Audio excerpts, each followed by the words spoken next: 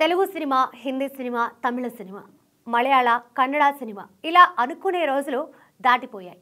ఇప్పుడుంది pan India cinema. బడా హీరోలతో పాటు ప్రేక్షకులు ఇదే మాటని నమ్ముతున్నారు. మేకర్స్ కూడా అందుకు తగ్గట్టే తమ చిత్రాలని ముస్తాబు చేస్తున్నారు. దీంతో అగ్ర హీరోల సినిమా రిలీజ్ రోజు పాన్ ఇండియా స్థాయిలో పోటీ నెలకొని ఉంది. ఈ కోవలోనే రెబెల్ స్టార్ ప్రభాస్, ఇళయ దళపతి విజయ్ మధ్య పాన్ ఇండియా స్థాయిలో వార్ షురూ కాబోతుందని సినీ విశ్లేషకులు భావిస్తున్నారు. Prabhas upcoming movie the Raja Saab next year Sankranti కానుకగా జనవరి 9న విడుదల కాబోతోంది. ఈ విషయాన్ని ఇటీవల నిర్మాత టీజీ విశ్వప్రసాద్ అధికారికంగా వెల్లడి చేశాడు. ఇదే రోజు విజయ్ జయనాయగన్ విడుదల కానుంది. ఈ ఇద్దరికి పాన్ ఇండియా స్థాయిలో భారీ ఫ్యాన్ ఫాలోయింగ్తో పాటు ప్రేక్షకుల్లో మంచి ఇమేజ్ ఉంది. ఓవర్సీస్లో సేమ్ పరిస్థితి. ఈ విషయాన్ని దృష్టిలో పెట్టుకుని ఎక్కువ థియేటర్స్లో ఈ రెండు చిత్రాలను రిలీజ్ చేయడానికి మేకర్స్ భావిస్తున్నారు. సంక్రాంతికి చిరంజీవి కూడా బరిలోకి దిగుతున్నాడు. మేబీ 9న రాకపోవచ్చు. దీంతో తొలి రోజు థియేటర్స్ విషయంలో ప్రభాస్, విజయ్ చిత్రాల మధ్య పోటీ ఖాయం.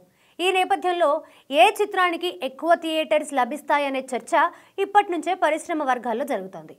తొలి రోజు కలెక్షన్స్లో ఎవరు పైచేయి సాధిస్తారనే ఆసక్తి కూడా అందరిలో ఉంది. విజయ్ ఇటీవల రాజకీయాల్లోకి ప్రవేశించిన సందర్భంగా జయనాయగన్ తన ఆఖరి చిత్రంగా విడుదల కాబోతోంది.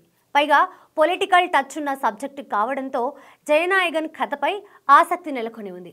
రాజాసాబ్ ద్వారా Prabhas first time horror comedy జోనర్లో చేస్తున్నాడు.